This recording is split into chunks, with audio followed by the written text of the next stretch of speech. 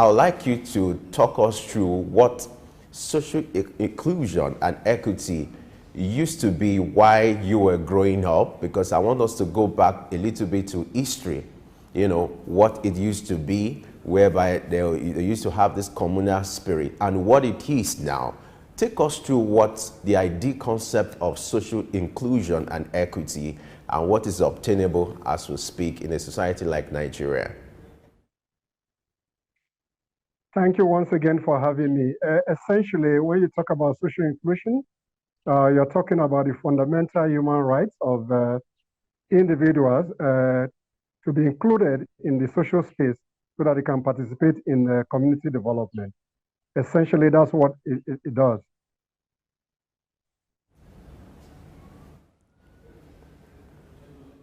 All right, let's look at, you know, you talked about the idea of fair and, you know, equitable distribution of resources, you know, to build in nations. Now, let's talk about the issue of equity. How much of that has been seen in recent times when it comes to the management and distribution of public institutions or public resources in Nigeria?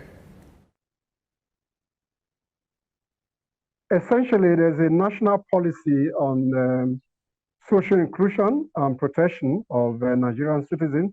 From that perspective, I think everybody are included in the ecosystem. To what extent is equity, equality, and diversity is sustained is a different conversation. But there's a policy framework that address those issues. But there's a debate in terms of the issue of quality. Are people really equal? But if you talk about equity in terms of how you assess social services, therefore, then social inclusion is within the framework of every Nigerian citizen. Let's look at the way appointments are being done in Nigeria. You talk about the issue of federal character, which is the spirit is to imbibe the spirit of inclusion and equity. In a place like Nigeria, what do you think has been the situation, and what compared to what should be the ideal thing to looking at the issue of federal character? Has it been more of a political tool or a tool for proper inclusion and equity? In your own assessment, what's your take? Within the federal character principle, I think to a very large extent, that principle has been upheld in terms of appointment, particularly at the ministerial level, where each state was supposed to have a minister in the Federal Republic. To that extent, yes. On the other hand, when it comes to political expediency in terms of other appointment, there's a conversation around whether, when it comes to appointment across board, whether it's really inclusive. That, again, is debatable. But then, in terms of constitutional provision, the appointing head has the discretion to appoint those that he can work with. In that regard, then it becomes a prerogative of the appointing authority, particularly the president, to choose his team. But within the federal character principle framework, I think that practice has been uniformly applied across board, in my view. All right, our focus or our theme for today has to do with community development. Let's look at what should be the role of social inclusion and equity in the development of community, you know, when it comes to social services and every other related issues. Talk to Rod, ideally, what should be the role of, you know, social inclusion and equity in the development of communities in Nigeria? From the perspective of community development, as a social tool, what is important, once people are respected within the community and they are brought together, it becomes very easy in terms of how they can develop their immediate community. On the larger society, once there's inclusivity within the community, then it helps to drive national cohesion and national development. All right. Another aspect of social inclusion has to do with empowerment, where several, factors or several entities that constitute the community has to be empowered. Let's look at the issue of youth empowerment in Nigeria. How far has Nigeria gone when it comes to the issue of youth empowerment in Nigeria and distribution of resources?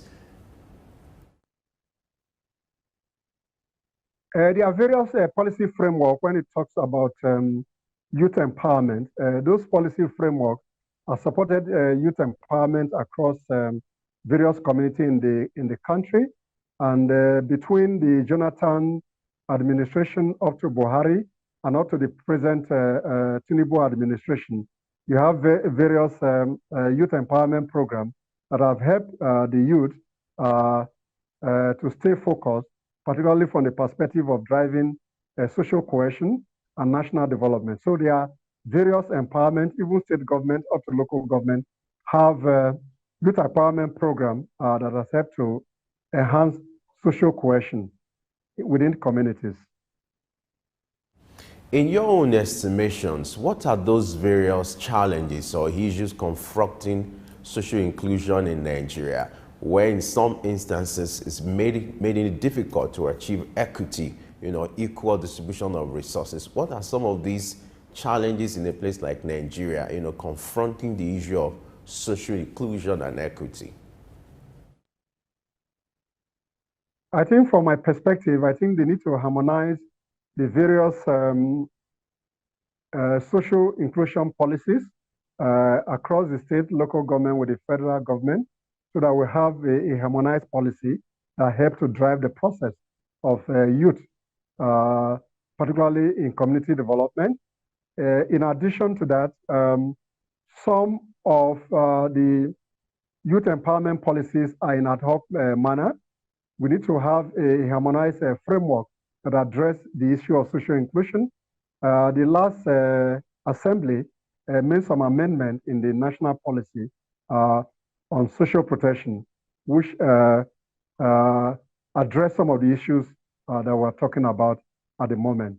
So to that extent, we need to have a harmonized policy that address youth empowerment in particular, that we help to improve on community participation in national development. One of the critical issues, confronting the issue of social inclusion and equity is this issue of trust or distrust, among citizens. What do you think at the communal level can be done to strengthen, the trust in the system and even imbibe the spirit of oneness and unity towards communal development? I think we need a national value reorientation, which starts from the family up to the community. That again, we have in a way that the trust gap that exists between citizens and the government in particular can be brought in a way that everybody begin to trust one another for national progress. So value is central. Then government should be more transparent and more accountable in their program enunciation and the way they engage with various communities across the country. All right, let's look at the roles that, local community leaders, traditional leaders, chiefs, tribal leaders, religious leaders, when it comes to promoting community development. What role should they play to ensure that there's proper inclusion and also to lend their voice when it comes to equity at the local level? At the community level, you have what we call the Community Development Association. They've been playing a major role even in terms of social infrastructure within their communities. You have engagement with traditional rulers. You have festivals. You have all kinds of interaction within the community that help to build a relationship among various communities. Therefore, traditional rulers continue to play a major role in terms of how they engage with the various stakeholders within the community, which again will translate in terms of a general development within the country.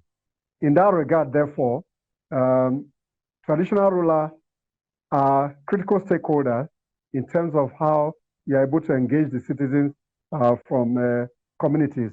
When you talk about politics as well, community involvement association or community leaders equally shape the way politics is organized within their various communities. Let's look at the issue of distribution of wealth and resources. In Nigeria, it's been a practice that when it comes to the issue of wealth and resources, everything is centralized.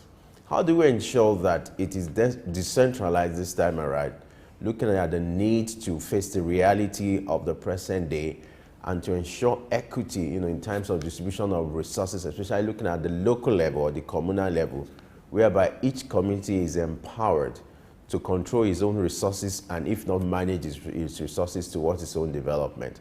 How do we decentralize the issue of distribution of assets and resources in order to strengthen communal development in Nigeria? This issue has been ongoing. It's an ongoing conversation, particularly from the point of resource endowment and resource control. But the issues are constitutional. For us to empower communities in terms of wealth redistribution, then the constitution needs to be tinkered a little in a way that physical federalism, which has been a contentious debate over a period of time in terms of devolution of power, has to be resolved constitutionally to empower communities in terms of how they take care of their resources and they are able to pay taxes to the center.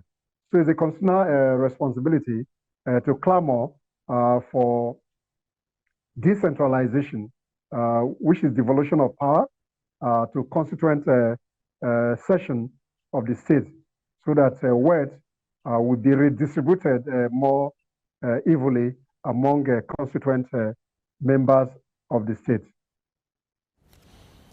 Now, let's look at the issue of language barrier. It's another critical issue confronting social inclusion, like a country like Nigeria, where you have many ethnic groups, with their different languages. How do a country like Nigeria overcome this kind of challenge to ensure or to promote unity and inclusion among citizens or among its citizens? I think for me, from a personal view, I don't think a language is a major barrier, because we have English as a lingua franca, even though we have over 250 ethnic groups in Nigeria. Language is not really an impediment. But what is important is that we need to drive a value for national identity, which will help to sustain inclusion among citizens. I would like you to also make some recommendations on strategies or policies that can be put in place, rather, to ensure the spirit of inclusion and equity is being promoted in Nigeria. Looking at the policymakers, what kind of policy would you expect, kind of strategies that can be put in place to promote the spirit of inclusion and equity? I think key is harmonization of the national policy on protection, social protection and social inclusion. Two, education has to be inclusive. Social services, particularly social housing, social transportation must be provided. That will bring about inclusion in society. So therefore, the strategy going forward is to see how we can harmonize the national policy on social protection and social inclusion, improvement on access to education, social housing, social transportation, some of the strategies that we enhance social equity and social inclusion in Nigeria.